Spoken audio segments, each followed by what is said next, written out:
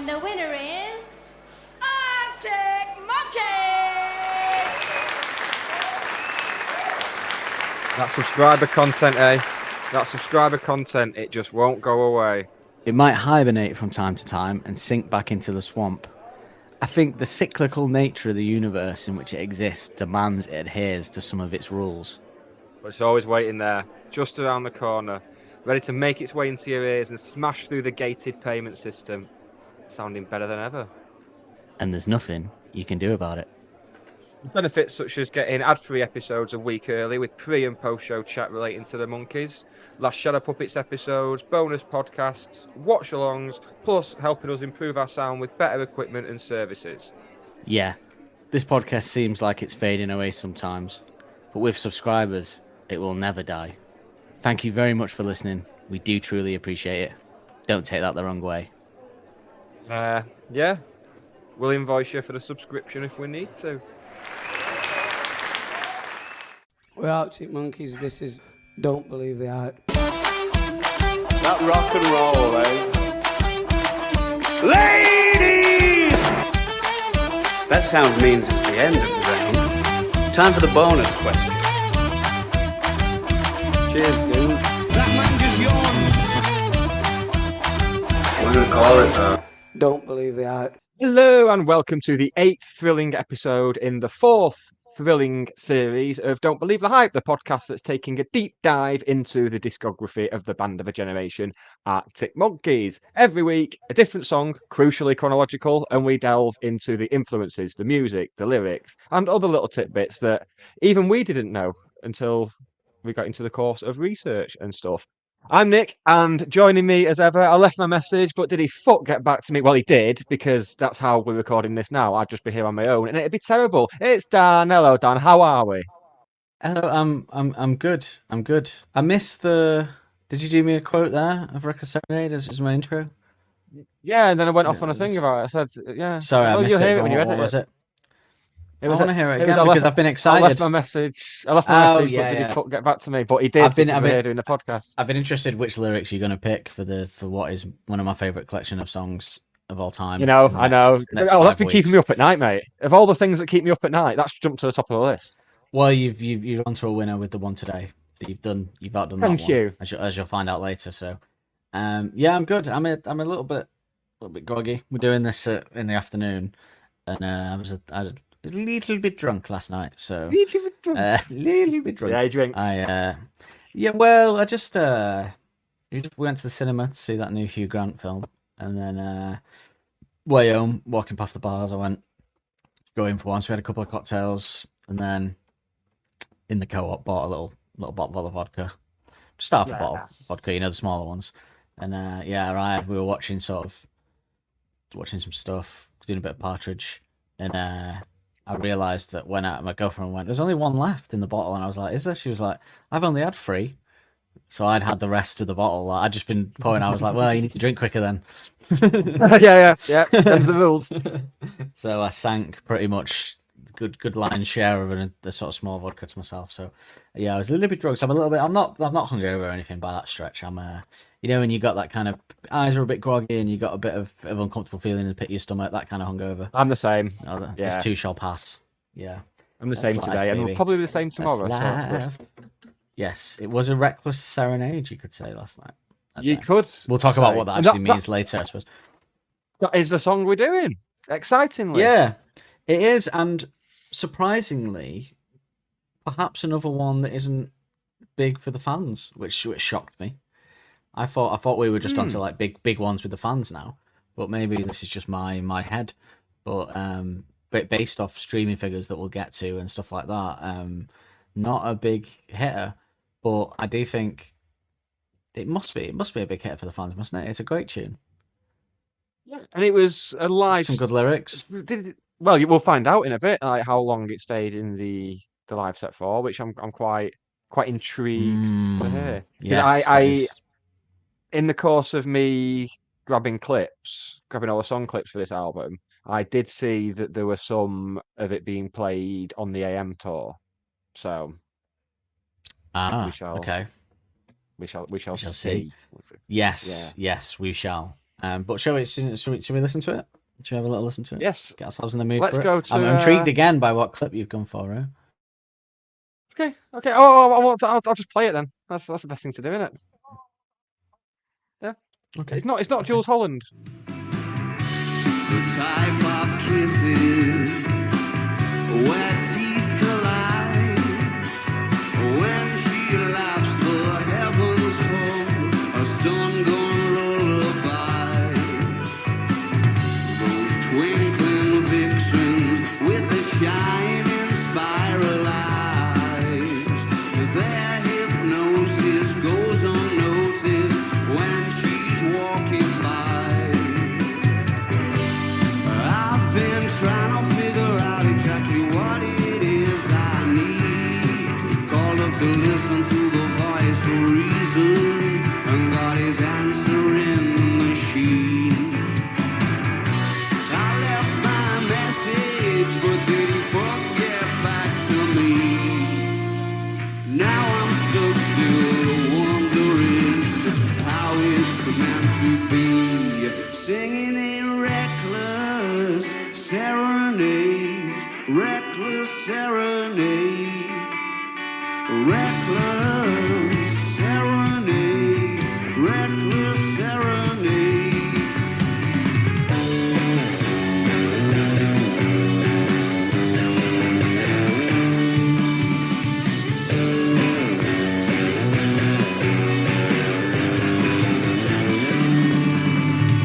Reckless serenade, reckless serenade, reckless serenade.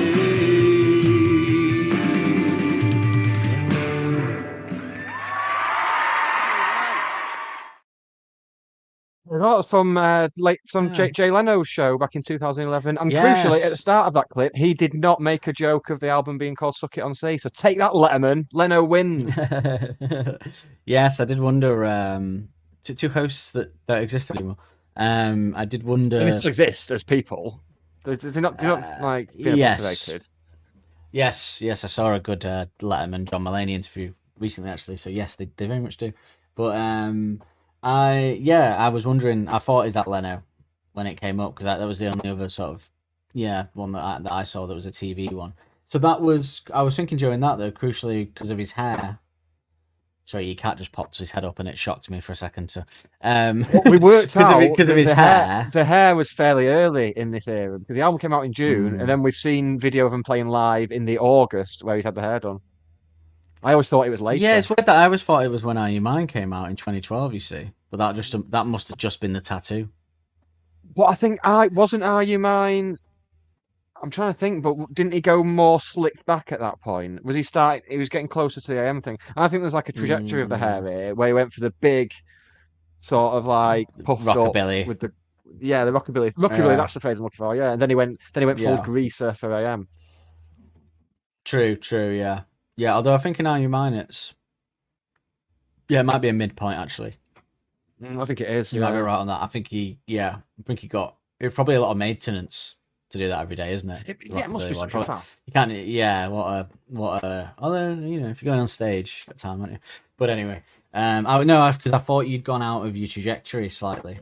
You rule that you only play it in that particular era. I thought at first you'd moved out of your trajectory, but then I saw Jamie's look. I checked, mate.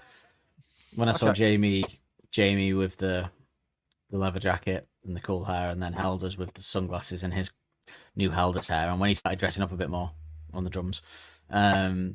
So good clip for a great song. I'm a bit disappointed if the fans don't rate this one. I'm a bit disappointed in them, Nick. I'll let it go with Black Treacle and She's Thunderstorms, but bit disappointed in them if this isn't rated by them. A lot of people listen to this. I'm sure they're fine. I'm sure they listen to just overall fan base. But yeah, do you want some information on it so that we can dig into that? Why I'm saying that particular? Please. Thing? The information action ratio, ain't that the place to go? Reckless Serenade is 2 minutes and 42 seconds long with 44.2 million streams on Spotify.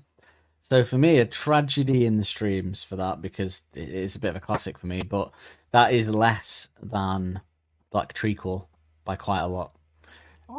So yeah, and it's only sort of the lowest being last week, All My Own Stunts at about 27 million, and then in between that you get the likes of kind of Library Pictures and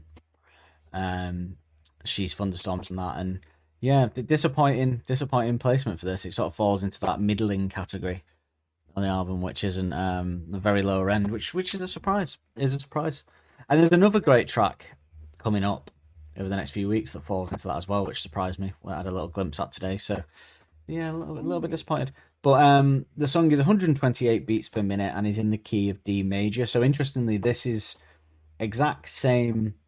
Well, it's only 1 beats per minute more than All My Own Stunts, which was 127, and it's the same key. So very much similar sort of key and tempo to this song as All My Own Stunts, which you wouldn't necessarily have thought, but maybe the jangly bits are similar. The song has been played live 50 times by the band. So there you go, 50, which is 1 less than All My Own Stunts last week. It's below All My Own Stunts by 1. Yeah, no. Wow. Firstly, it was played May 13th, 2011 at Later with Jules Holland in London at the BBC Studios. Although if you don't count that because it's a televisual one, then for the sticklers, it would be May 17th at the 9:30 Club, Washington, D.C. is where it was technically so played prior live to release to an again. audience, yeah. And lastly, on February 6th, 2014 at the Agganis Arena, Boston. So much like All My Own Stunts, this was it's different though. All My Own Stunts was played for the tour, as was this, and then All My Own Stunts was brought back for a couple in the AM era. This one was brought back for a good chunk of them. This was brought back for about 9 or 10. The American tour sort of leg. This was brought back for of AM. So interesting. But All My Own Stunts must have therefore been played more on the Suck It and See tour than this, which is a strange one. Maybe it's just because they get to have a wig out in it. I don't know. Yeah, maybe it's just because they get to have a wig out on it, something like that. Possibly. Yeah. Yeah, but then interesting that they chose Reckless Serenade to play on Jay Leno, B on Jules Holland, and he played it on the acoustic set and stuff like that. So weird that it got less actual set time, but maybe that is due to it being funner to play All My Own Stunts as a sort of full band. I don't know. Yeah, maybe so. Yeah. Reckless Serenade does lend itself well to an acoustic version, as we'll find out when we close the show out. Yes. And Nick, did you know there is a band that named themselves after this track called Reckless Serenade? They are Corey Brent, Mark Neidhart, Steve Zeiss, Matt Ruggiero, and they said on this, we got the name from an Arctic Monkeys song, Reckless Serenade, and haven't changed it. I think the name Reckless Serenade fits because we're always trying to combine different genres of music and not really stay in one particular genre. On our new EP, each song is stylistically different than the one before, and I think that keeps things interesting. We never want to be pigeonholed into one genre because everyone in the band comes from a different musical background. That's very interesting because that's not the last time that we'll be able to say that about a song in this era. There's going to be another song in this era that has been taken. Taken as a band name? Yeah. Obviously, I guess it's a good band name, Reckless Serenade, isn't it? I suppose when you think about it. I still think the one later in the era is a better band name, but I still think that's good. Yeah. Yeah. Should you have a listen to what they sound like to see if they're influenced by Arctic Monkeys' sound at all on this album? Oh, no spoilers.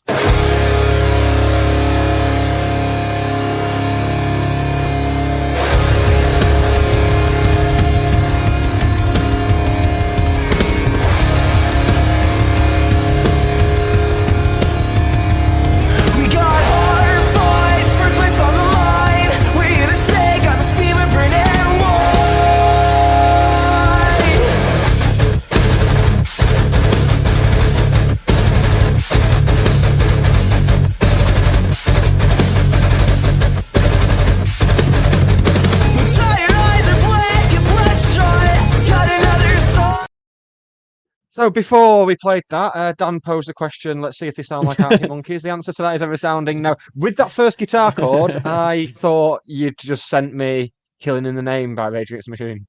With that first guitar chord, then Yeah. and then I thought you'd sent me "Fallout Boy." Yeah, it's very much sort of Fallout Boy meets sort of Rage Against the Machine or meets a heavy metal band, isn't it? Yeah. So I can only see one member of Arctic Monkeys being involved in that song, and I think we know which member that is. Yeah, Jamie Cook. No, yeah, Mr. Matthew J. Hill is the third, I assume. Yeah. They're not influenced by. Well, they might be influenced by Arctic Monkeys, but it's weird. They got the name from Suck It and See, so they must hear it. But yeah, I guess you don't always have to be influenced by it. You have to sound like it, I guess, just because you like it, I suppose. No, I suppose they did say they were aping different genres, so maybe they've got more songs that do. So there you go. I will not be. If you want to check them out, that was called wasting time.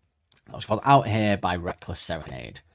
If you want to go listen to them, based off that. Their clip. streams are going to go up. They're going to get a check from Spotify in 3 months' time for like 50p. I'm like, what happened? It's amazing. Do you want to listen to? Do you want to hear about some of the gear for this one? Technological advances really blooming get me in the mood.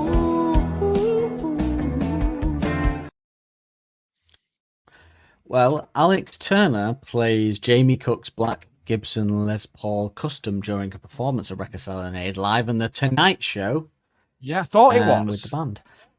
Yeah, and the Fender Hot Rod Deluxe can be seen beneath the Vox AC30 when Arctic Monkeys performed Reckless Serenade in 2011. So there you go, still using the old Vox AC30 and using Jamie's black guitar, which obviously he cracked out during the Favourite Worst Nightmare tour for the first time, I believe, on Live at the, which can be seen on Live at the Apollo.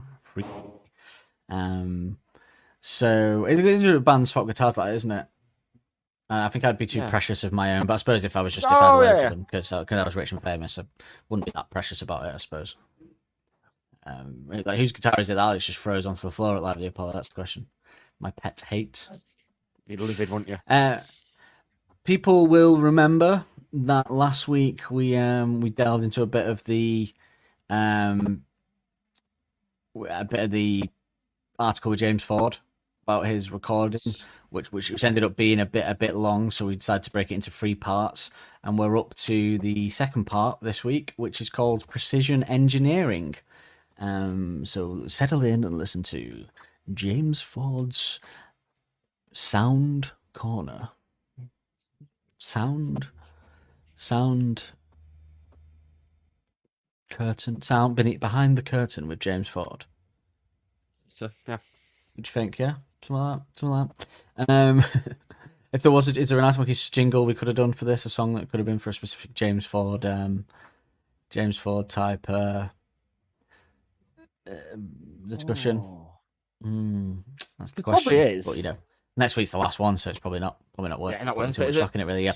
In terms of the musicians' individual setups, bassist Nick O'Malley generally used a Fender Precision through an Ampeg SVT rig, mic'd using variously the Blue Mouse and Newman U47 or an Electro Voice RE20.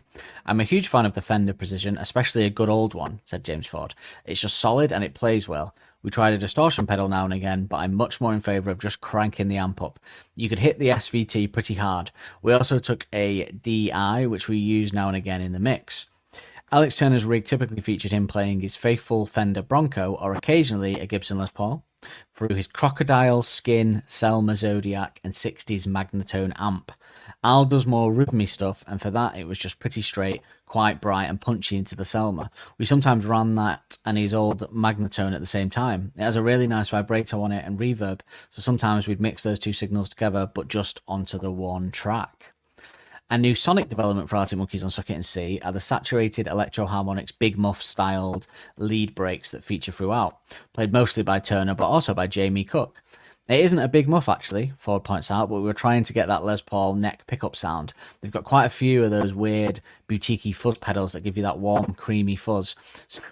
So we use that for the solos mainly. That was a difficult sentence to say. There was one called the Coopersonic Valve Slapper that we used quite a lot. Cook's guitar. Cook's I'm guitar not setup mature enough for revolves. this. Cook's guitar setup revolves around a 60s Sims Watts rig and custom-built Roswell Bluesman. Though for the Sound City sessions, he also borrowed engineer James Brown's, not that one, Audio Kitchen Big Chopper amp. For more ambient sounds, he'd plug into various toys, including a Wem, Copycat or Roland Space Echo, Electro Harmonics Holiest Grail, reverb pedal, and full-tone Deja Vibe stereo phase / chorus. Cookie does either the spacey, watery, roomy sounds. Well, I'd expect nothing less from the Cookie Monster, is what we know, and the Vibe Setter. Cookie does either the spacey, watery, roomy sound, says Ford, which were vibrato and reverb and a bit of echo, or he does the kind of heavy single note type stuff. We used the Audio Kitchen for his heavier stuff. It had a Vox AC30 sort of vibe, but with a bit more presence and clarity. His live take would be closed mic'd, and then we'd bring the amp into the room and maybe double it with a distant mic, Jimi Hendrix style, from the other side of the room. Which is interesting because I say I had a weird feeling that Jimi Hendrix should have done a cover of Library Pictures or something like that the other week. That's I had this right, weird yeah. feeling from it, yeah. Vocal wise, Alex Turner would generally commit his parts to tape very quickly in the evening. Don't pause during that. Commit his parts to tape very quickly in the evening on the day of tracking. We'd just do a few takes and choose the best one, Ford says. Now and again, we'd comp a better bridge from another take or whatever, but really the actual editing side of it was minimal. I've worked on things where people are comping between syllables, but it's pretty miserable. I actually think the sound of Pro Tools and that kind of editing is a sound that will date from this era. I think what people want to hear in a record is humanity and another soul there performing. I agree. And the more that you manipulate and fuck with that, the further away that thing gets. Obviously, there are some bits that are a little out of tune, but there is that unreasonable standard of perfection these days where everything is so in tune and in time that you notice if anything strays slightly from that. Mic-wise, we had a shootout between the Newman U67 and the Bock 251, which was another of James Brown's inventions. Again, not that one. I'd normally use a 67 on Al, and there was the odd time we used an SM7 for a bit more of a crunchy sort of thing. But I'd say 90% of the vocals were through his green Bock. Another new feature of the Monkees sound on this fourth album is their massed harmonies, mainly recorded by Matt Helders, Alex Turner, and, down the bass register, Nick O'Malley. Matt does a lot of singing on this. He does most of the BVs live, and he's a good singer in his own right. So we pushed him quite hard to do quite a lot of backing vocals. Alex did the odd one here and there, and they did some together, Queen style, round the same mic. Nick does a really low number on Brick by Brick, but most of the time it was Matt. And it's interesting that because there was a time when I thought Josh Homme had been on Brick by Brick as well, but it was just Nick O'Malley hitting the low register on the bass there. So bass by his instrument and bass by his voice as well, Nick O'Malley. Yeah. Who of course does the Josh Homme knee socks bit live, doesn't he? In a very good Josh Homme style. Fantastically so. Yeah. Proving there was no producer rivalry between Ford and Josh Homme, the Queens of the Stone Age frontman popped by one evening to add his voice to all my own stunts. I suppose it's the most humbuggy of the tracks on there, Ford says, a sentiment echoed by us last week. It was just this kind of snaky BV that Al did, and you could tell it was made for Josh to sing. Yeah, I remember being quite intimidated by him. I think I looked really stoned, and once he'd done a vocal, I found giving him my critique of it quite difficult. He's quite a big man, but he was really sweet, and he pretty much did it first time. If the process of recording the album sounds entirely painless, Ford admits that there were, in fact, moments of stress. Just keeping the momentum going was a difficult thing, he says. We literally did a track a day, and we didn't have that much time for things to go wrong, really. We wanted to stick to this self-imposed schedule. I remember pushing quite hard on the BVs and the vocals. There were some stressy moments in that sort of way. Apart from one nameless track that was abandoned, let that hang, it was the sweetly poppy Pile Driver Waltz that proved the most difficult in Ford's mind, mainly because he'd already recorded it with Turner for the Submarine soundtrack. Obviously, because me and Alex had lived with that song for quite a long time, it was almost demo-itis. Doing a different version of a song is always a really hard thing to do, especially with the same people involved. Maybe it was just in my own head. At one point, I think we were maybe going to leave it off, but it's such a good song, and the band played it really does bring an extra element to it. And that is the end of this week's. Next week, we will return for the last portion of this with That's really good, a part that. called Something Extra. Yeah, it's a bit of insight you don't normally get, isn't it? But that's interesting. There was a track that was abandoned that I will assume has never resurfaced, unless it came, but the riff came back with something else. Maybe it was Are You Mine? Maybe it was an original iteration of Are You Mine riff that then became Are You Mine? Ooh, who knows? Who knows? Because they tend to bring riffs back, don't they?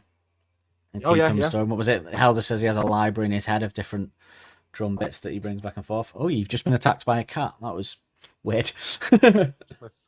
Attacked by a pussy. You wish. So do you want to get some reviews of this one? Yes, get to our old faithful, the enemy greatest list that has been really fucking us over the last few weeks. Let's see if it's.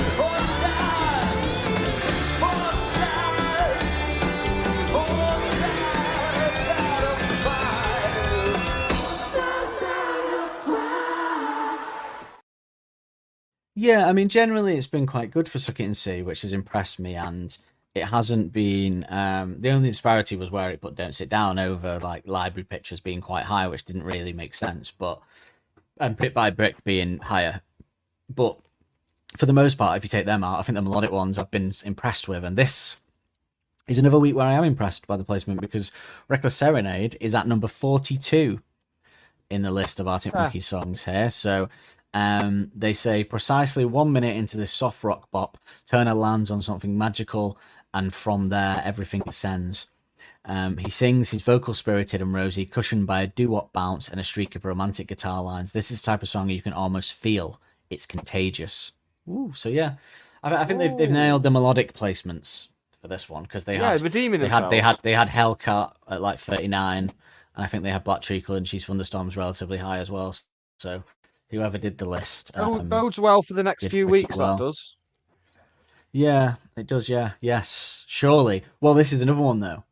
That's going to be interesting of where they place them now, because I would say that the remaining. Would you say that the remaining tracks you would have above Reckless Serenade if you were doing a list, or do you think there's one or two that you'd have beneath? Where would you? The remaining tracks, I would say, will be my top 4 on the album. I tend to agree. Yeah. So if they put any of them beneath Reckless Serenade, then what will be interesting? I think there's one that they might do dirty, or two they might do dirty, but we'll see. But yes, so the track.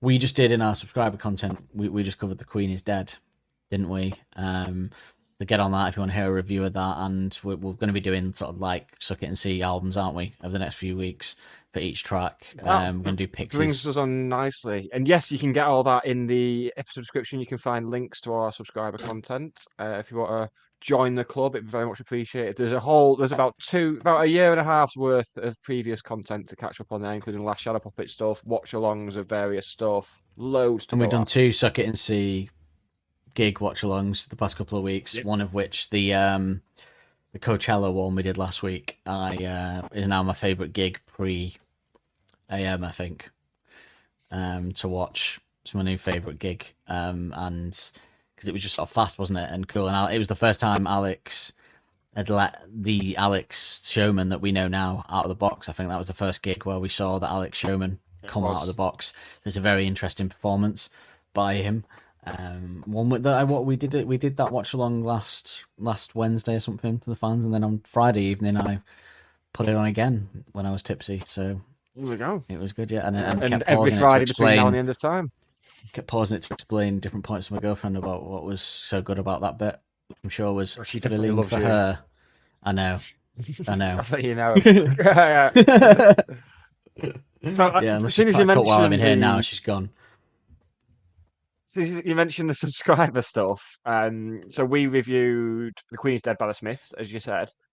Now, this is probably the best place. I couldn't work out where exactly to put this in the running order, but I thought this is probably the best place before we fully get onto the music, because there's always been something at the back of my mind with this song that it reminds me of. And it was only when I dug out the acoustic version that we'll be playing at the end of the show that I realised what it reminds me of. And it's another Smith song, not off The Queen Is Dead, but it's Gene. And I think... You're talking specifically about a specific part of Reckless Serenade? No, I just think... the song. The vibe, I'd say... It comes across more with the guitar riff that he plays in the acoustic version. Oh, okay. that we'll Okay. play at the end of the show. But I think. Yeah, I think there's a crossover. It'd be interesting to see what you think because I was second guess. I was umming and ahhing about it. And I was like, no, I do think there's a similarity there. So let's see. Okay. This is Okay. Gene by the Smiths. Yeah, close my eyes.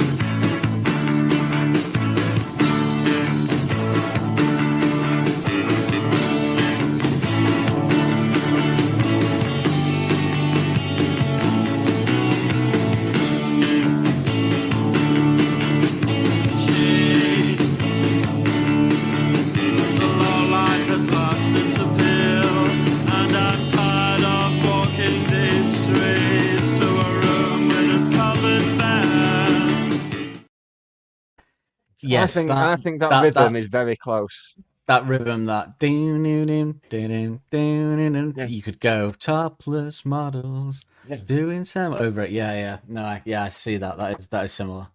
It does have a And similar vibe. I think of all the Smiths, when we talked about like picking a Smiths album to do that would have similarities with this album, it's such a shame that Gene is the B-side to This Charming Man. I think so. It's such a shame that it wasn't on an album. We could have done that album, but yeah, I think of all Yeah. the Smiths songs, that's the closest to this. Yeah, era. that does sound like a similar rhythm. You could sing the lyrics to it in Morrissey's voice, sort of, couldn't you? Yeah, over that. The You'll hear it even more when we play the you could show go out. topless model. Yeah. Yeah, but like that song that we just listened to, Gene, and like The Queen Is Dead that we covered before, that album had amazing bass and drums in a melodic way in it, and this track obviously opens with amazing bass. Yes. What a riff! What do you think? Best I mean, bass there's from the album? two. No, it's been hard. There's been so many, hasn't there? There's two very good bass riffs in this song. Both very different. There's the one for the chorus, and then there's this one for the intro and verses. Both very intricate and tricky in their own way. But I think in terms of if an Arctic song was to come on shuffle, and I just heard that bass, I think that's the happiest I would get from hearing a bass intro to an Arctic song. It's probably Yes, it has to be the best on the Yeah, I would album. agree. Yeah, I mean, technically, I think it was the John Kennedy for Hellcat, where Helders was saying, and Alex was saying they were most impressed by watching him do the Hellcat one. They hadn't realised until they saw him doing it how hard it was. So I suppose on a technical level, it sounds like Hellcat was the most impressive bass line. But yeah, in terms of a track coming on and making you happy, yeah, as soon as I hear that bass line, it's almost, it's not iconic in the whole world, but I think as an Arctic Monkeys fan, it's an iconic moment when you hear that bass riff. That, yeah.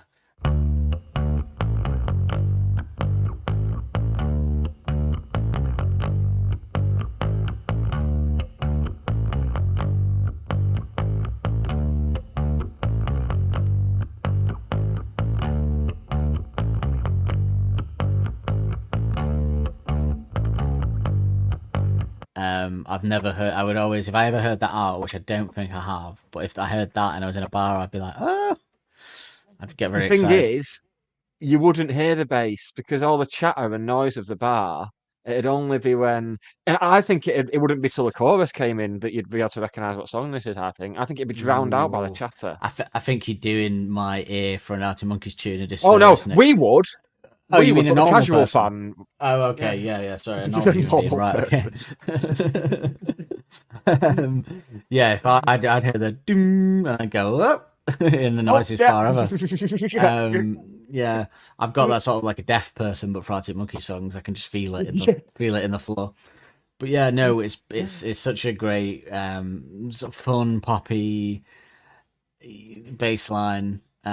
Great decision to make that open the song as well with singing, because you don't get many bass and singing songs, do you? Like even generally outside of the Arctic Monkeys, are songs that open with a bass and vocals, just bass and vocals. So to you listeners there, that would have been like seamless. It would have been a seamless edit from Dan. But in reality, I remembered a point that I meant to raise that I thought of right after we recorded last week's show.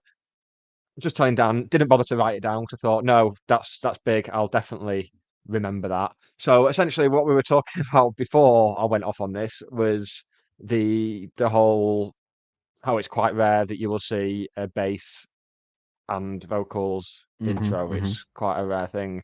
And I'm just trying to Yes. stall because there we go. The clip's in here now. So there's a song that not only I mean I'm convinced that bass line must have influenced this one because Okay. I get the feeling it'd be a band that Nick is into and the band would be into.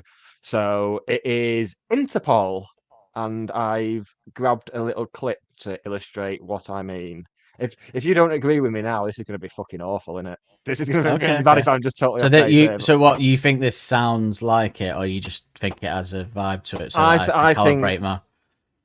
I mean I don't think it is a similar bass line, and also it's who- a good modern example of the bass and vocals together.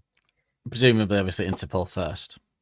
Yes, Had it's it 2004. first, This yeah. song. Yeah. Yeah. Okay. Okay. Go So on, hit me. got a little 40-second clip. Let's have a I'll listen. close my eyes. To have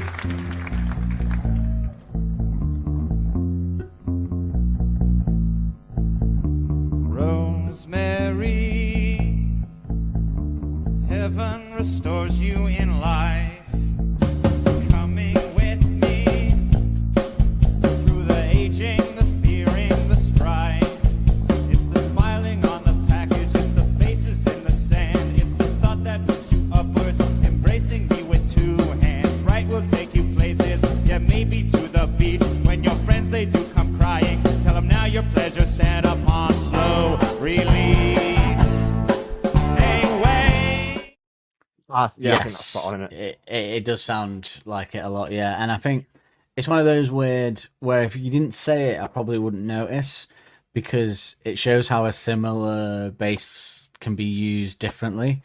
Because the songs are so in tone and singing and guitar and everything are so different with the vibe that I probably wouldn't have even thought. Maybe if I'd listened to them and then, oh no, yeah.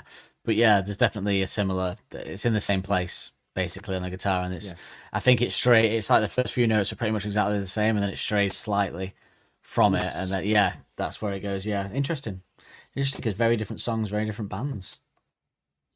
Yeah, But both different bands, great different great bass bands as well. Though, so much like the Pixies as well and stuff. Yeah, but it does sound It's just just like because it, Interpol are quite clearly influenced by Joy Division as well. I think that's undeniable. So that's another band, I suppose. When we were trying to illustrate the different elements of this album for our subscriber stuff and the album reviews, like Joy Division could have been another contender. But I think bass is the only similarity to this album, Joy Division wise. I think the other albums we've picked have got more similarities elsewhere as well. Yes, bass and potentially drums on a track like Atmosphere, but other than that, yeah. But yeah. Oh, the Joy Division, another band as well that had bass and singing opening. So perhaps, yeah, but not that many outside of that, yeah. But there you go, very good spot. It is pretty much the same riff, but not just the bass. There's this because some perfect poppy drums come in. Along with another perfect pairing by Helders and O'Malley. Helders and O'Malley. Attorneys at law. Helders and O'Malley. It's always attorneys at law. Though it is, yeah. It could be like a bookkeeper's, though. Hey Dan, do you like listening to popular songs with questionable lyrics? You know I bloody do. And Nick, do you like drinking copious amounts of alcohol? Nah, do I ever? Actually a worry. Well, if you're the same as us, then come listen to a weekly podcast, Liquor and Lyrics, where we take apart popular music's worst songwriting whilst drinking our favourite drinks, which kind of stay in theme with the song. From Gin and Tonic to Grease Lightning, Cosmopolitans with Chaz and Dave, Blue Lagoons with Busted, Sex on the Beach with Sex on Fire, Shirley Temples with Shaggy, and even a shandy with Sharon. Dropping on Tuesday the 19th of September and every Tuesday after on your favourite podcast platform. Hells and O'Malley bookkeepers, something, yeah. Hells and Special O'Malley bookkeepers. cobblers. Cobblers is the best one, yeah. Yeah, Hells and O'Malley cobblers.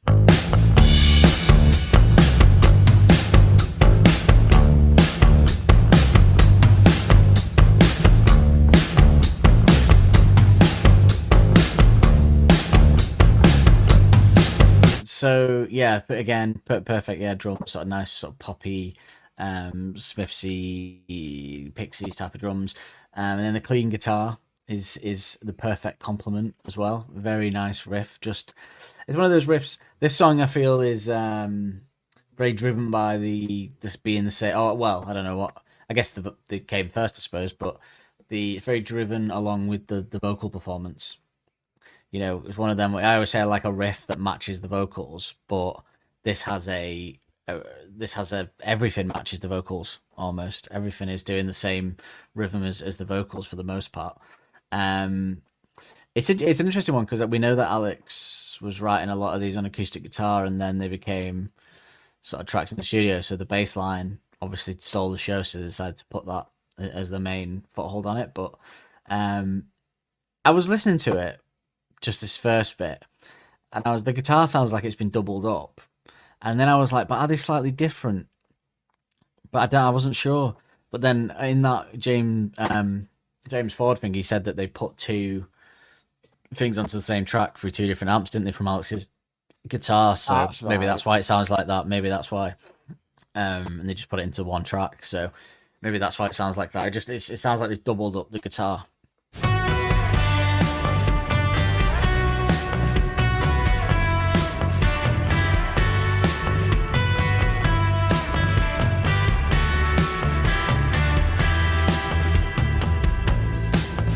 On it, but when I was listening, I was like, "Is it different though? Is it a second guitar doing something slightly different?" But I'm not sure. It's proper sunny day stuff. That guitar, it's proper matches the lyrics. What the song's it may be about. the most sunny day this album gets, which I didn't think anything was going to top the beginning of Hellcat for that. Yeah, you're probably right because the others have a bit more of a melancholic tone to them. You could say, maybe one you could argue could have matched it, but yeah, probably the most. And then we get kind of the guitar kind of changes up to a mix of clean and chords and lead mixed with chords as well. And then it kind of changes up into a brief more strumming with lead, and Helder's kind of throws in some cymbals and makes it bigger. I always like that when a drummer just adds some depth. They don't change the actual riff, they just add a bit of depth to it.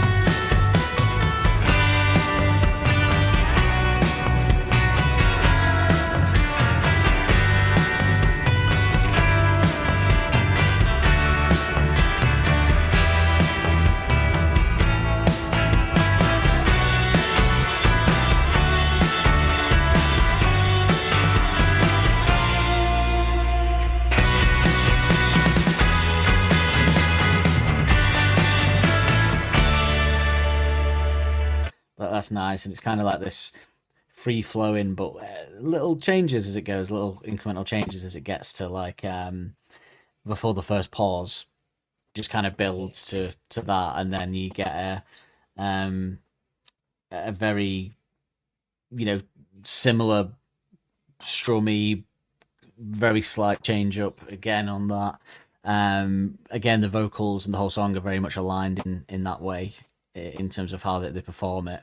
And then you get another pause and the lead guitar doing the main riff, which is sort of same as the bass and vocals, really. That guitar riff, it's matching the song again, but again, because of the different textures and sounds, it all works really well together.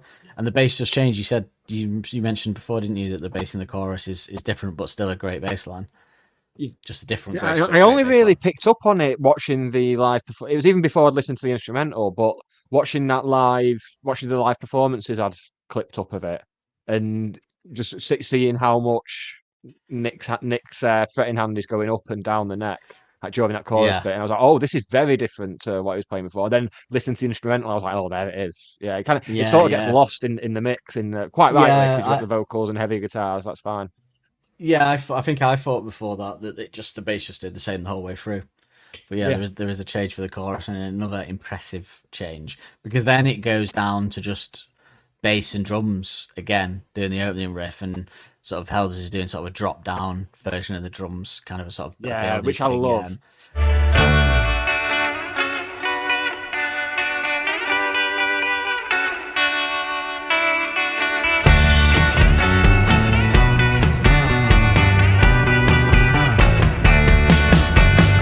And a guitar riff that comes in that I love as well, with it has a kind of heavier guitar underneath it as well. So it has the clean one, and then it just sort of it's not heavy, but it's like a down tone. It's like a It's a bit it's like a chunkier. sort of- yeah. It's not clean. It's definitely not clean, but it's not heavy. It's somewhere in between. A bit kind of. I guess with All Mine Stunts mixed that blend, didn't it?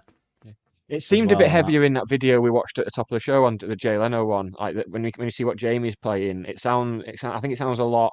I think it sounds a lot meatier on that than it does on the Yeah. record. I think And on the record it's more like you described just then. And this is one that I thought was hard to do. It's probably the hardest one I've had to do the music for because it changes, but it doesn't change a lot, and it just kind of flows through. It doesn't have normally Which is the they have recipe for the loads of perfect different pop changes. song for me. Yeah. That's simple. how you make the perfect pop song. Yeah. Keep it simple. It's just it doesn't have they normally they do a stop and then it'll change again and stop and change again, like all over the place like last week. But yeah, it just kind of flowed, and even the stops, the pauses went into the similar kind of riff, and then it kind of goes into a sort of great end, which I always find the end interesting to this because they managed to add an element of melancholy to it at the end to make it a more melancholic song, which blends well into the next track. Like it's like because it's quite happy. It's quite happy and poppy, but then they add that little melancholy so that it sounds going into Pile Driver Waltz. It fits because you're already sort of geared up for that change in the sound and that bit more of a bittersweetness to it than before, which is nice. It's got a great kind of end. It's got a proper pop song end. This one, hasn't it? It's the just out like that. Yeah.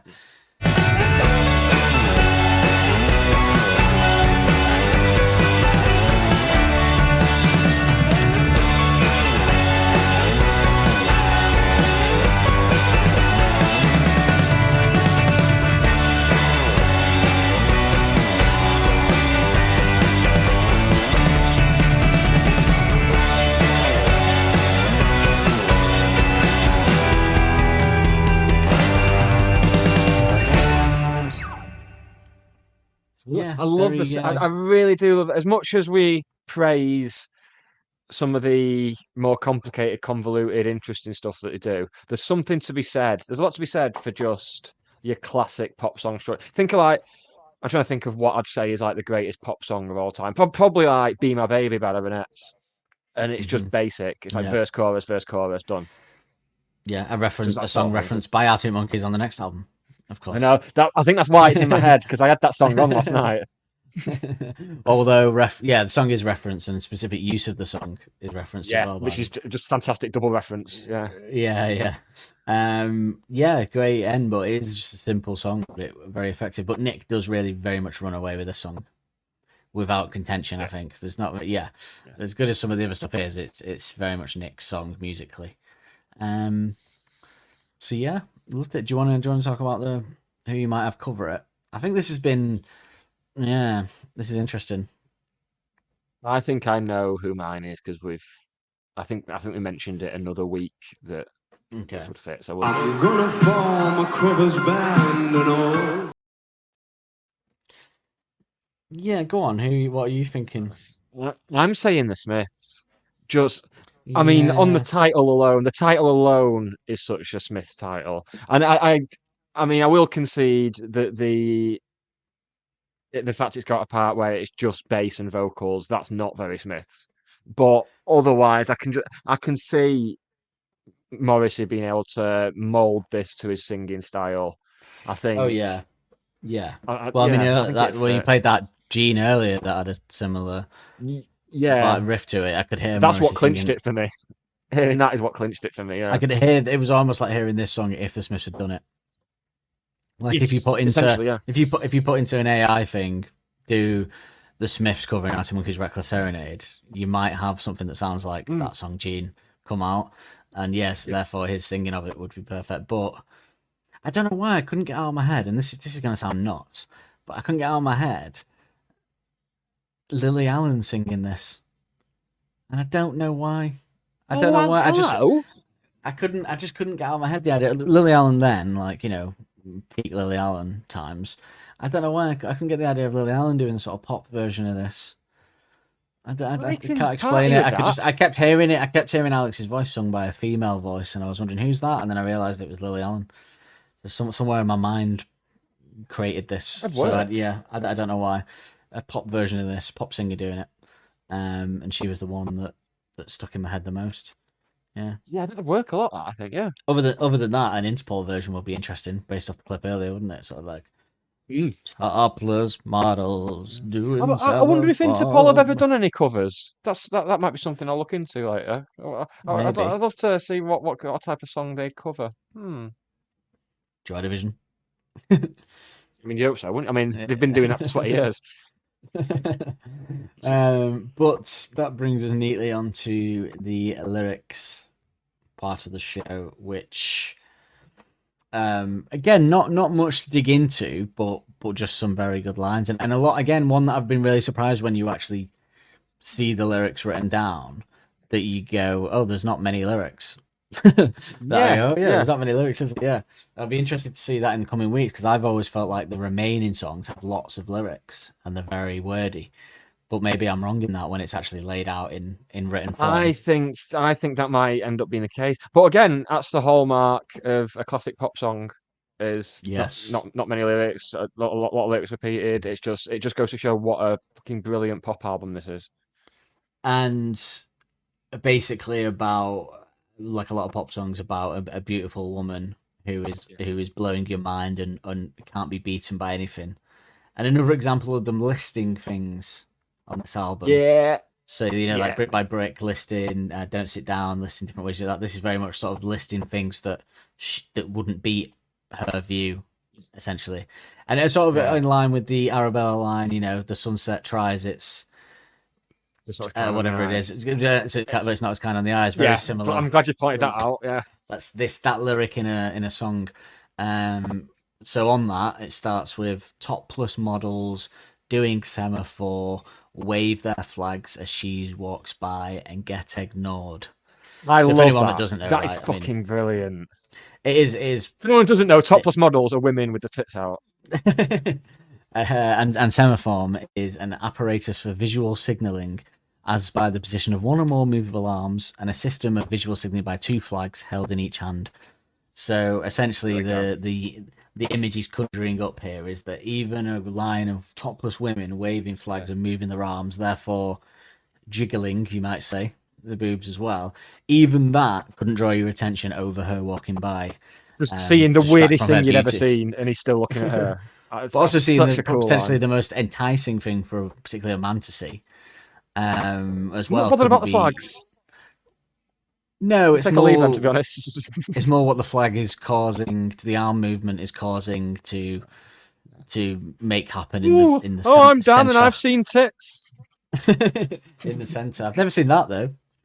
Time yet. We're going on a night out at the end of the month. Let's see what I can bring up for you. Topless air traffic controller would be another similarly interesting, very much the same kind of vibe for anyone who's still confused about semaphore, which I don't think any of you are. There'll probably be more wobbling with that, because they're having to get the table tennis paddles above their arms and do the... Plus the jet propulsion, you know. It'll be all over the place. Yeah, might fly off. That's the last thing you want. But she wouldn't distract, even that, she would just distract you from, because of her beauty. It's a great way to put it.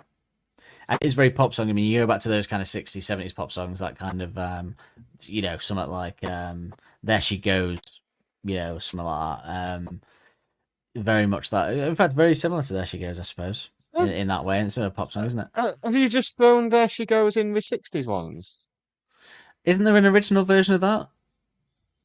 So, no. Isn't it a cover? So, See, I want someone to tell me the answer to this. So the Lars did "There She Goes" in like 1989, but it sounds more 60s than most 60s songs.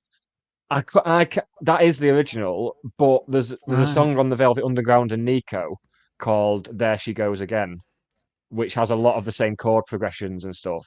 So I think he's definitely taken it from there. So in that respect, Yeah, it's one of them where I've just resigned myself to things being covers now because I get shocked so many times at so many songs from the 90s that were like Step On by pop Happy songs that I Mondays. liked. Yeah, Dancing in the Moonlight, a cover. Like so Dancing many in the bands dined out on doing a cover of another band's hit from the 60s, like a more obscure version that didn't get the credit. That I've just accepted that it's probably a cover. So Fair. just but yeah, it was just that kind of 60s song about a woman being so attractive, and there's a million of them out there. But yeah, very much that kind of song. Very very got that vibe to it. It's very old school track. I think with this lyrically, and you could say musically in many ways. Another thing which I kind of will talk about more on Suck It and See, but I'm still convinced that certain songs in a different time would have been bigger. So if like Reckless Serenade had come out in 1964 when music was booming in that way, I think it would be a sort of massive hit. Do you know what I mean? Whereas now we're so saturated by the amount of music and different stuff that the kind of more songs that could have been massive hits in bygone eras would have been sort of slipped through the cracks a bit more. But yeah, I just think this, if you'd heard this back when guitar pop was in its... It's more like Del Shannon doing this, like, Yeah, just some kind of, it might not necessarily be a kid, but it was something that your grandparents might have on a vinyl or something, and they go, oh, we used to love that one. Used to dance to that at the town hall disco. Something, It Simple wasn't a times. disco then, it was a dinner and dance. Well, Disco was 70s. disco, yeah, true. Disco. But yeah, and it's something illuminations on a rainy day when she walks, her footsteps sing a reckless serenade. So the illuminations on a rainy day, basically, she would brighten up a rainy day. She's illuminations on a rainy day, essentially. Just Blackpool illuminations on a rainy day. Ugh. No, I've seen Blackpool illuminations on a rainy day, and it's not impressive. Seen them on a sunny day. That's fucking not impressive either. Like a shite. At any point in time. But good illuminations on a rainy day. She's that. So her footsteps sing a reckless serenade when she walks. What do you think by reckless serenade? What if you take them apart? Reckless is obviously something that is out of control. You being reckless. And serenade is to serenade someone, to Wooing. wooing, to shower with a song or poem or something, to serenade them. So a reckless one of those would be her footsteps are essentially creating a wake of destruction as she walks in terms of men.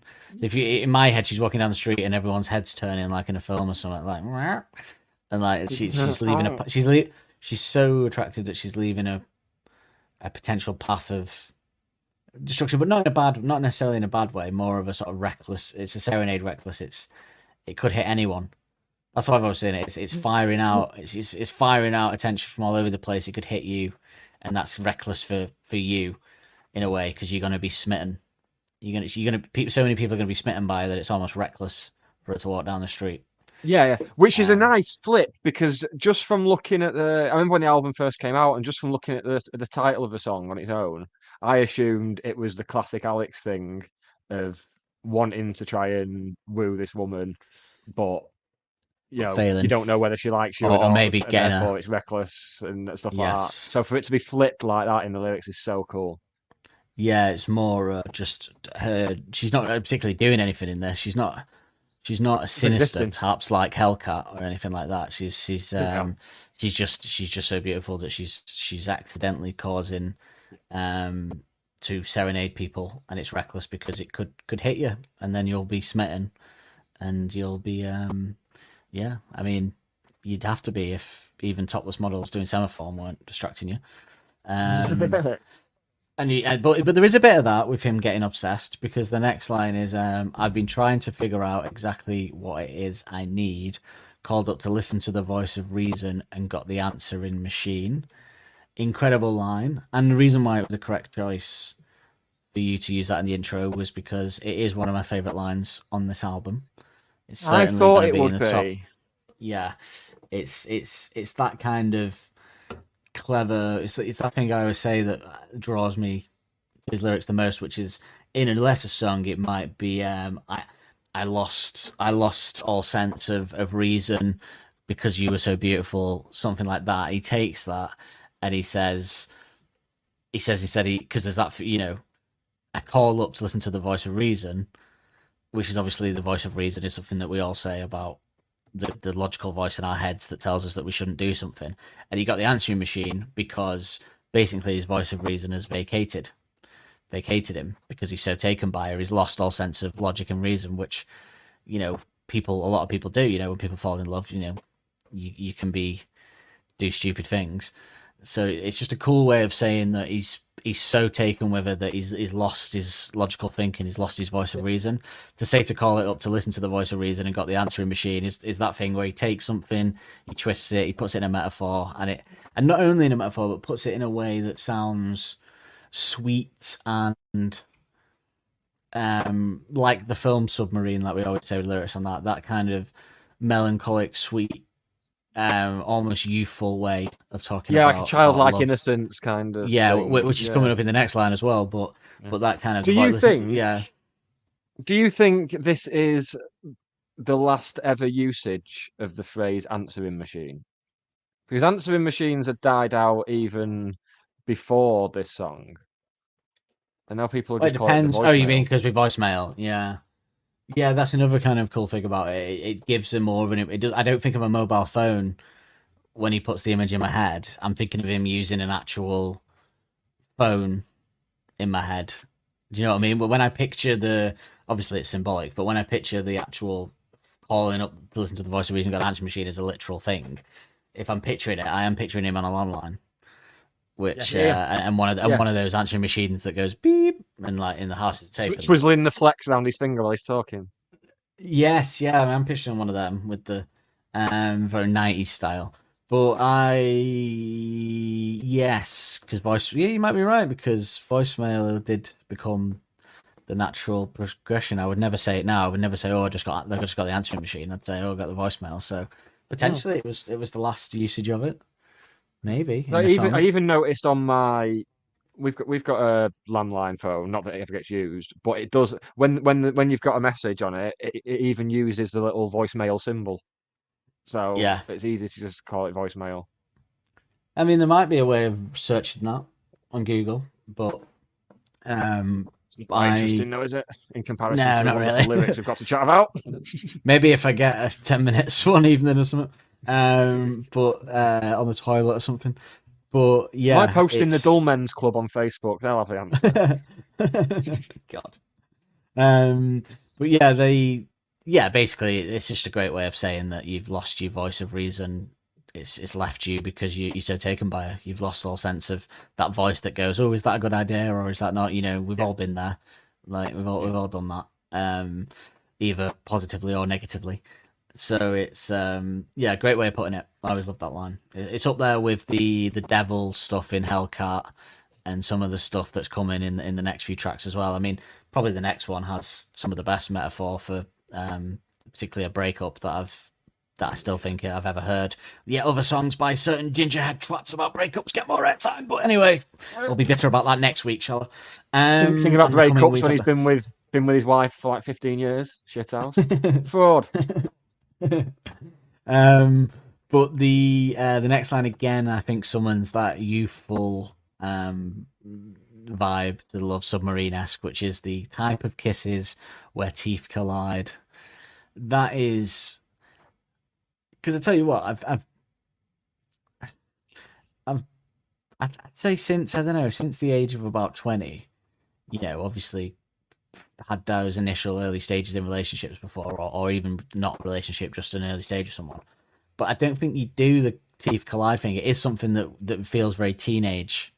It feels like something that could fit into less adolescent You know, when he's talking about her First younger, like is the one. Yeah. yeah, submarine. You know, it does feel more like something that young people do. I think when you're older, even when it's passionate, I guess you know how to do it by then, don't you? Better, so you're not going to make that mistake Yeah. of teeth colliding. I mean, I've had when I was a teenager, I had braces colliding, which is always an God. interesting one. But yeah, when I was a teenager, I'll stress that, not now, because that would be bad. When it would cause the police. We get the answering machine. We've been unfunded. But the type of kisses where teeth collide, it's just a sweet image. It's just something, and you know they were. I mean, you forget, but when this set came out, they were about 24, probably. No, actually, probably maybe 26. Actually, so a little bit older, maybe 25, 26, because he's 39 now, isn't he? So that was 13 years ago. So I guess 25, 26, something like that. Or was it 24, 25? Around that area, because I think he was about 27 for AM, wasn't he? Something like that. So Yes, that's it. Yeah. well, no, he was born in 1986. I don't know why I'm trying to not work it out like I don't know when he was born. He was born in 1986, so it's 10, That's 20, 24, 25. Yeah, 24, 25.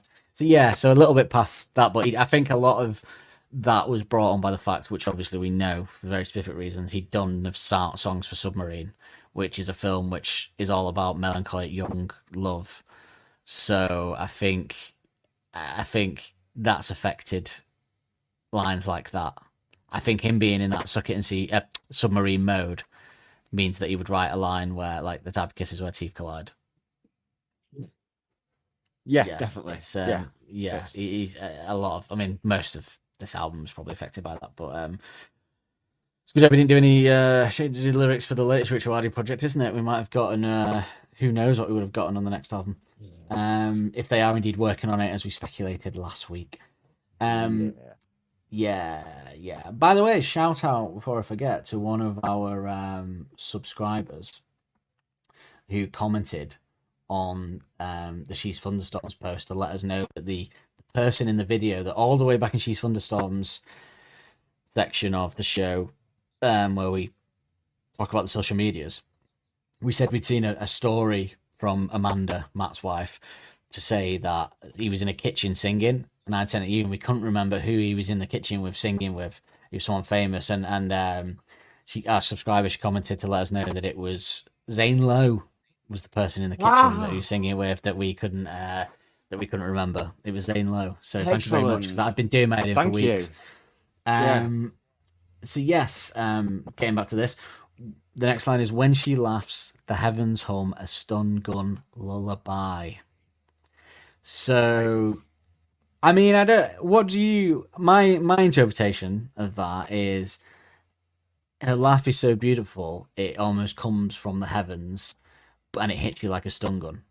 So it's not just lesser songwriters could have just said it comes from the heavens. It sounds like it comes from the heavens. It's a lullaby from the heavens. But to also say a stun gun lullaby implies it implies a sort of strong hitting on you, like it hits you like that, like makes you go, oh wow, because you like a laugh that much. Yeah, very sweet, very romantic, very but we're in the romance. This is all romance now, isn't it? I think, not sex now. Oh, you could say very that, much so. yeah, you could say that one part of Suck It and See perhaps could be deemed sexual, but in particular, but I think we're in. Don't go down the Letterman route. Yeah, but yeah, it's sort of like that. Because you could have just said, when she laughs, it's like a lullaby from the heavens that hits you hard or something, something like that. But to turn it to to reword it as the heavens hum for a start, a stun gun lullaby is like such a I don't know, it's very visually appealing, that kind of image in you. I think he puts a lot of great images in your head in this album. We always say he's very good at putting an image in your head, and that is certainly one of the most striking ones. And another striking one, because those twinkling vixens with the shining spiral eyes, their hypnosis goes unnoticed when she's walking by. So a similar idea as the opening line, obviously, in that it's something that would distract you, isn't distracting you because of how she is. Yeah. So those so essentially those spiral eyes are those black and white. It's like the cliche thing that you see in like cartoons about like Yeah, someone that being kind of hypnotized. So you see the eyes go like, yeah. Is he talking about? I was wondering when he says those twinkling vixens. Is he talking about? Because he says the twinkling vixens with the shining spiral eyes. Is there something that's a twinkling vixen? Is there a vixen with a shining spiral eye he's specifically referring to? I always wondered because he says those twinkling vixens with the shining spiral eyes. It's like he's talking about a specific thing. Yeah, Do you know what I I mean? think he's just. I think it's a nice way of saying. It's a more Alex way of saying, "Oh, I'm not interested in other girls when you're around." The other girls are the twink. Yeah, That's the collective term that is used, I think. the twinkling vixens are an actual the women. I'd thought that, but the word that's what I'd always thought. But it did cross my mind today. I thought, oh, I wonder if there's anything specific that he's referring to, like there's some kind of toy or something that that I didn't know about, but there was nothing I could bring up anyway on that.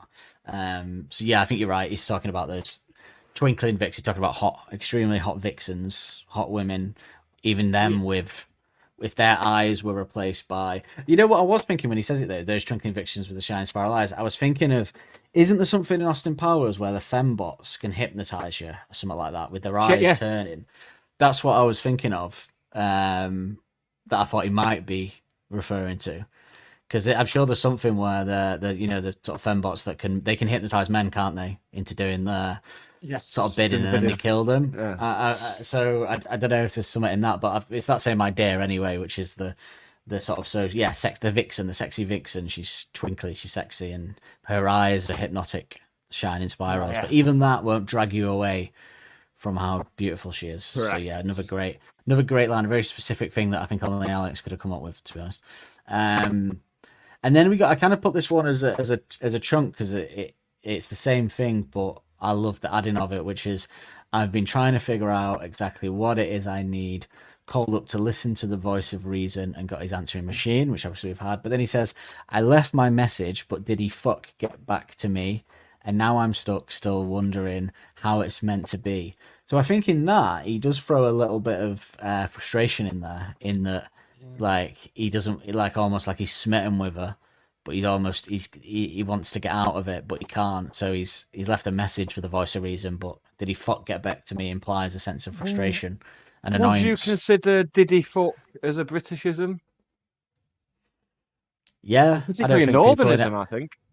I don't think in America someone goes, did he fuck? If I went to, I don't know, Indiana and I said to someone, oh, did he get back to you? They wouldn't go. I mean, I wouldn't even be able to say, did he get back to you? Would I? I'd have to say, did John call you back? They wouldn't go, did he fuck? So yeah, that is a very even in the South, northern I don't thing. think you'd hear it. No, it's more of a maybe more of. I mean, I don't know. More of a specifically Manchester thing as well. Almost did he fuck, but that probably moved across to other. I say stuff, at least once a day. So are you asking me if you're allowed to play your jingle for Britishisms? I think Yeah, we just proved that you are. I think we just proved that you are.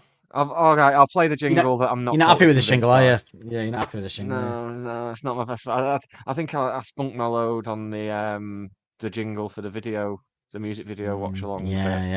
For subscribers. But people which paying the money. People can't find out about. So yeah. Well, they have to subscribe, won't they? Performing in Spanish on Italian TV. Don't feel fully committed to that. Get in touch with us if you can come up with a better one than that, and we'll change it. Maybe you can come up with one that making it go, oh yes, of course, bloody hell. Yes, I should have done that. But on my arse, I should have done that. Yeah. I was trying to think if there was. I thought of some of them. They say Britain in a song, but I don't think they do. I think I've completely made that up. I think you have, yeah. Yeah, I think I have, yeah. You have from a place they call America in Ultra Cheese. Yeah, that specifically wouldn't work with this one, would it? So yeah. You could have that if we had an Americanisms one, but that would kind of defeat the purpose of trying to prove that they have a lot of British references. Oh. Okay. But yeah, I love him adding the fuck. It's a sense of frustration, and then he's stuck, still wondering how it's supposed to be. So I think there is an element of her drawing him in and being a bit of a not reciprocating, or she gets off on it a bit, because he seems frustrated there and he's stuck and he's wondering how it's meant to be, as in, is this how it's supposed to be when you fall in love, or should it be different? So I think there is a little element of her being a bit difficult or something, or a bit of a playing around a bit with it. So, you know, maybe a bit of that creeps in, I think. But then he says, singing a reckless serenade, reckless serenade, reckless serenade, reckless serenade, reckless serenade. Great harmony. Reckless serenade.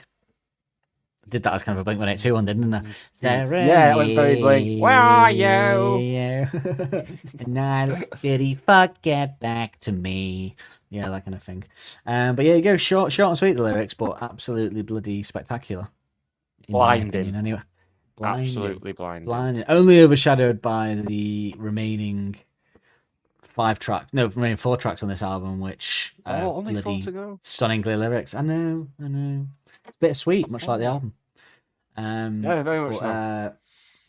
Yeah, but then some good B-sides, and then an AM, the juggernaut that is AM, where we're gonna triple our audience.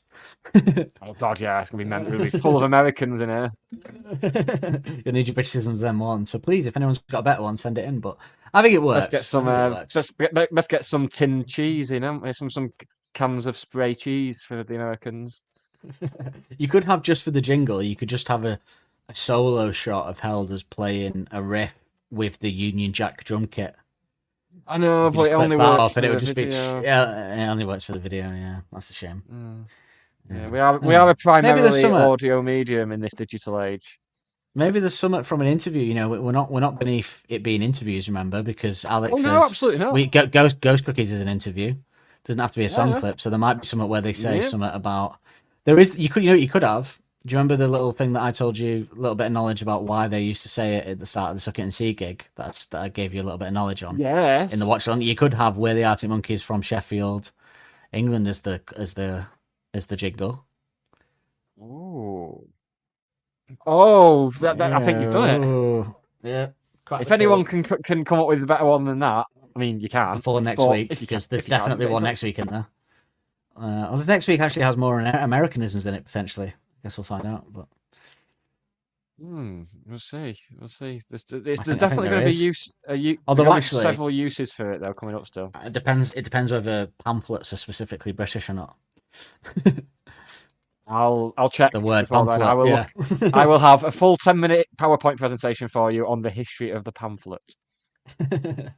Okay, well, do you want to hear about John Kennedy? Well, not about John Kennedy. Do you want to hear about Pile Driver Waltz? In fact, I don't think they not do Pile Driver Waltz. I've lost the plot. Reckless Serenade. I don't think they do use the word pamphlet in America, because when Ricky Gervais does that stand-up where he's talking about the safe sex pamphlet, leaflet. On the American version, he calls it a leaflet. I can't remember what it's called. The one at Madison Square Garden, I can't remember what it's called. The Out of England tour, that was it. Yes. Yes. Yeah, so we may be able to use it for that. Yeah, I think so too. Yeah. But if you wanted an Americanism jingle, you could get that for next week, certainly. Okay. I would say. Excellent. Although I guess it's just an American artist, actually, I suppose. So maybe not. I don't know. He's just the particular artist is synonymous with the particular artist that's referenced in next week's track via one of their songs is particularly synonymous with American culture, aren't they? So, it depends what you do. And Alex's hair at this time. Yeah. All fits. Yeah. Tune in next week to find out what the fuck we're on about. If you don't know what we're talking about, then you should stop listening to this podcast, to be quite honest with you. Yeah. Right, let's get into JK himself. Too much to discuss over a bucket of balls. And in contrast to Library Pictures and All My Own Stunts, we've got Reckless Serenade up next. Another fine example of a British bass line, I think, in this song. Herbie Flowers meets Bruce Foxton. That's what I'm saying. All right. Yeah, so you can take that for what you want. This is, it almost seems to me as if now from here onwards, the album takes a different turn. It kind of gets a bit more mellow and it's the other side, I think, of Arctic Monkeys. So you've kind of had your wig outs background there, and now you're kind of getting, I don't know, more more lovelorn, or no? Looking at the soft and tender side of you, which is nice. But there's a mention of the voice of reason in this song, and I was wondering who the voice of reason is for you. Is it your dad? Is it the other members of the band? Is it Josh? Is it James Ford? Is there a voice of reason? Yeah, don't know who it is. It's probably all them people you mentioned. Various voices. Yeah, but then sometimes they contradict each other. Yeah, they're not. Yeah, I don't know. But that's the thing, I suppose. It's about not being able to get through to that. Is that they might not even? They might not. I mean, I don't know. It's keep getting the voicemail. And is this going to be a single? I think this should be a single. Do you then? Yeah, that's my opinion. Yeah, it's a good one to play. Maybe like a bit later on, be a single. But, yeah. Good. Excellent. And this is it. It's Reckless Serenade, Arctic Monkeys on Exposure. Too much to discuss over a bucket balls. Particularly enjoyed the two bass players that John Kennedy picked out there as the British bass lines. Well, Bruce I made a Foxton note from The Jam, and then Herbie Flowers, and there's another Monkeys link here. So Herbie Flowers, and he only died a couple of months ago actually, but like session musician, played with like Bowie, Elton John, but his Elton John, T-Rex, but his most Velvet Underground, but his most famous bass riff, he came up with the bass riff for Walk on the Wild Side by Lou Reed, which was covered by Arctic Monkeys.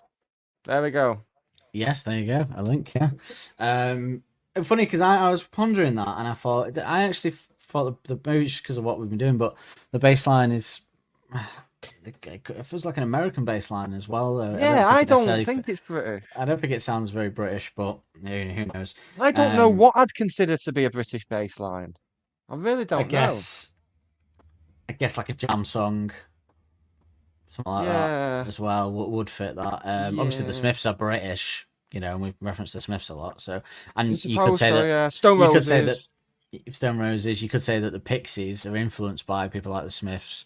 So therefore, it's kind of British bass line influenced Americans. So therefore, that could also be classed as British. Around. So yeah, maybe we kind of started. Obviously, the Beatles would be a British bass line, by far. But yeah, I suppose an American bass line could be more you sort of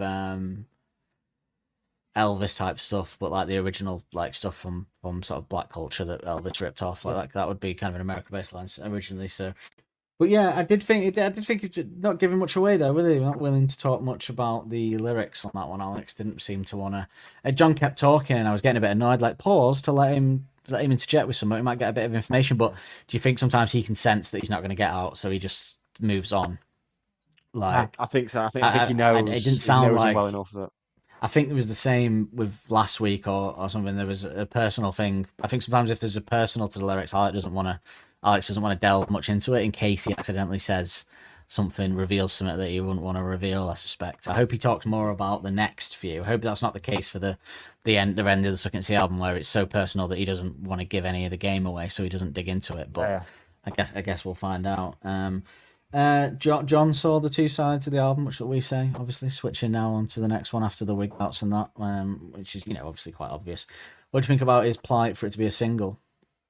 Like I said, I know you thought it'd be a good single.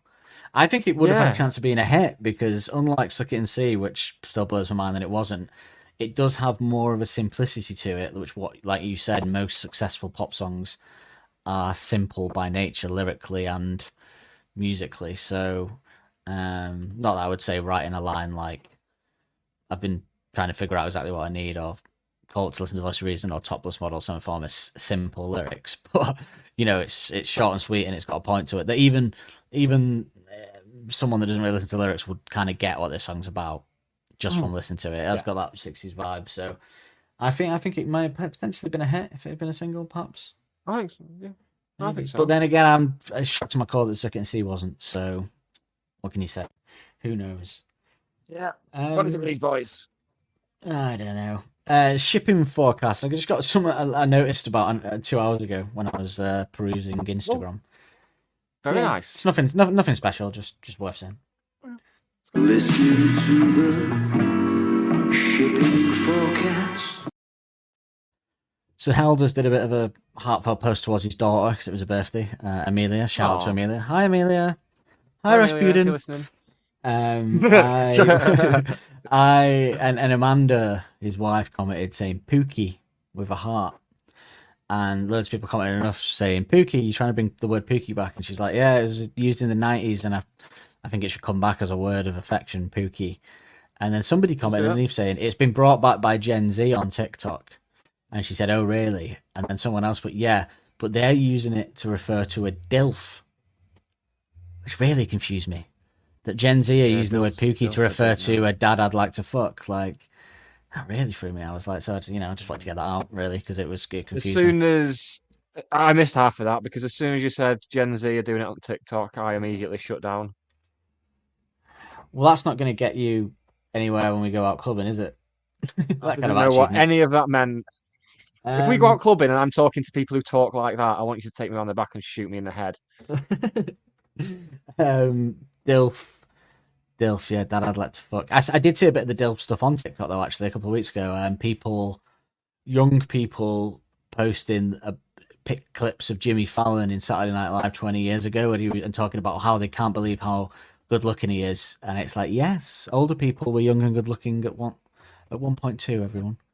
And I wouldn't say he's particularly gone to seed much either, really. I mean, he's just got a bit older. No, he's not. Yeah, he's just got a bit older. His skin's not as good. So yeah, I think they're saying Fallon's a DILF now, apparently. So there you go. There you go.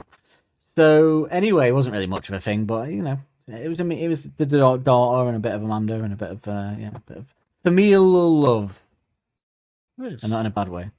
That's very nice. So, do you want favorite lyric? I think I've already tipped my hand on what mine is, but I'm interested to see what you pick. So let's do it. Too busy with the mind on clever lines. I'm gonna have to go for the type of kisses where teeth collide. Just for all I thought the you might reasons go you for said. that.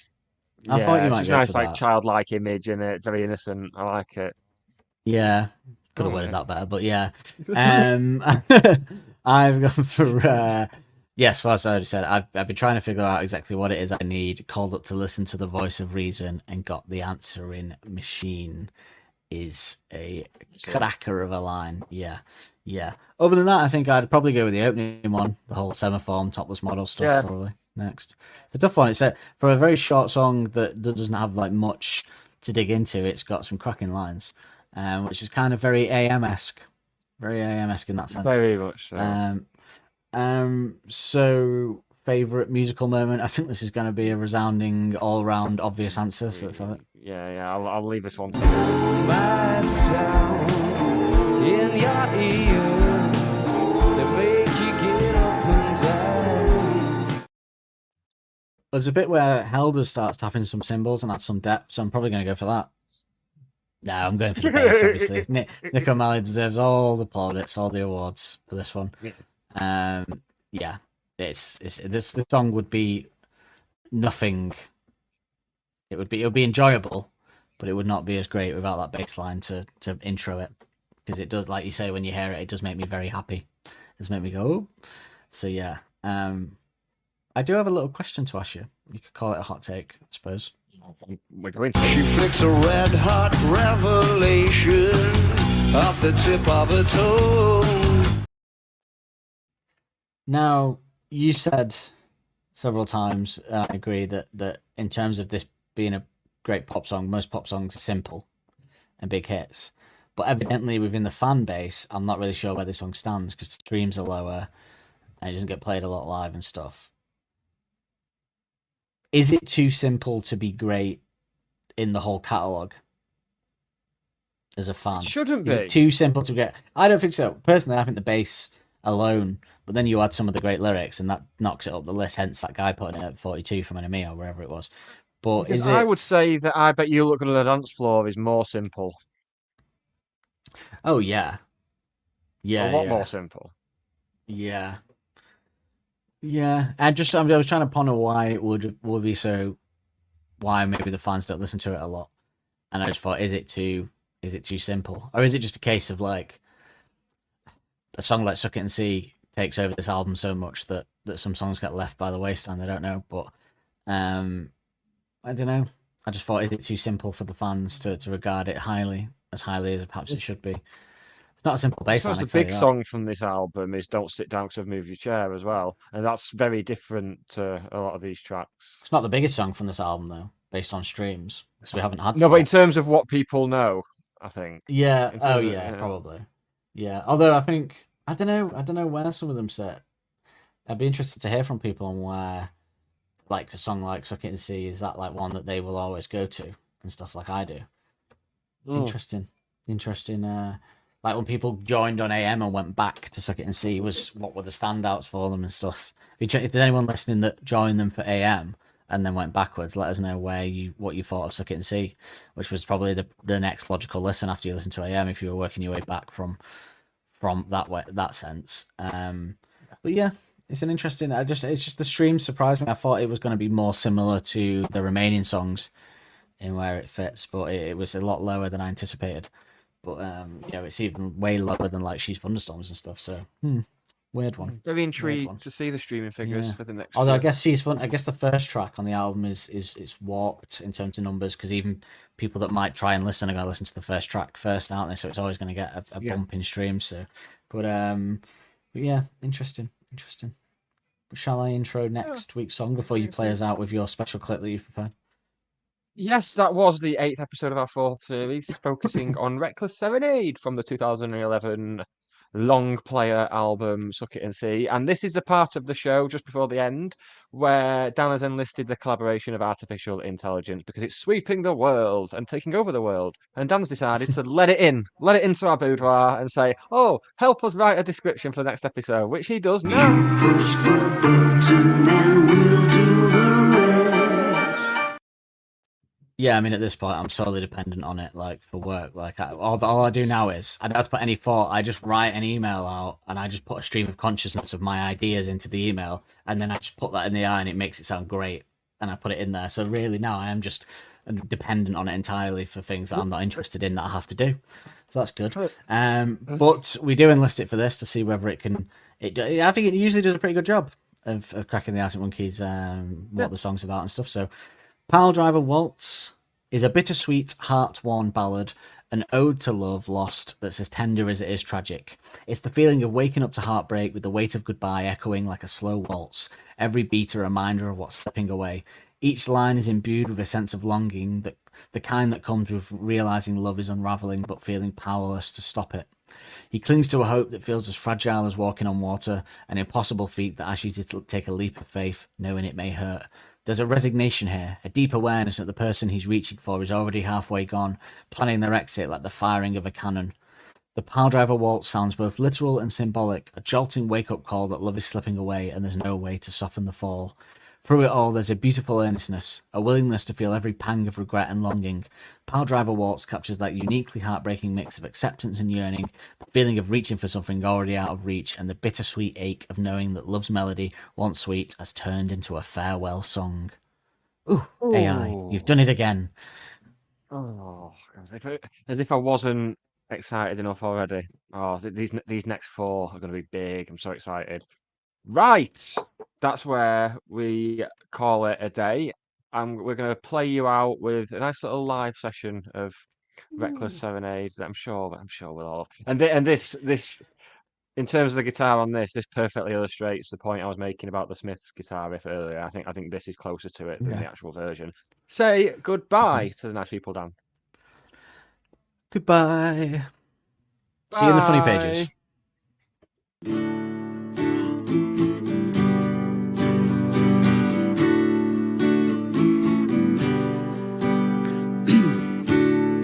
Topless models doing semaphore, wave their flags as she walks by and get ignored.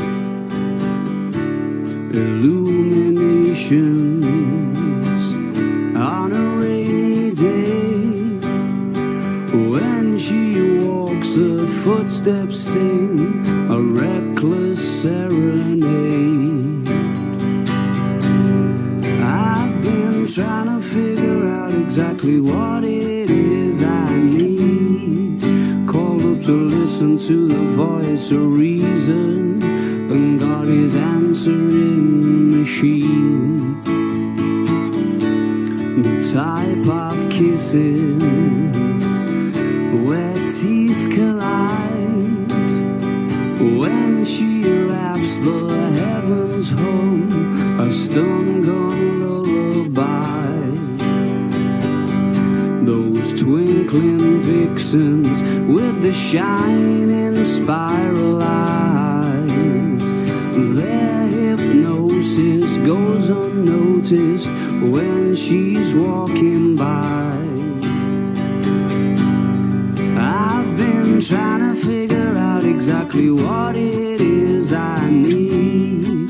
Called up to listen to the voice of reason, and got his answering machine. I left my message, but did he forget back to me? Now I'm stuck still wondering how it's meant to be, singing a reckless serenade, reckless serenade, reckless serenade, reckless serenade.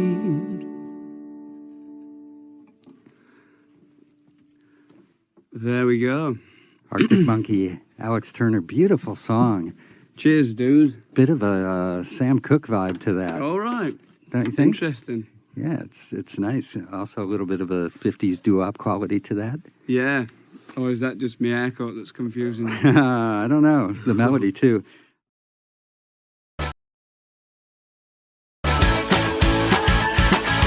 Don't Believe the Hype is hosted and produced weekly by Nick Lee and Dan Holt. Music used in the titles is royalty-free music courtesy of Les FM. Don't forget to subscribe on your podcast player of choice to be notified every Wednesday when a new episode is released. And if you want to help us out further, be sure to like and review to help make us more visible to like-minded souls. We will see you next week with more of the same.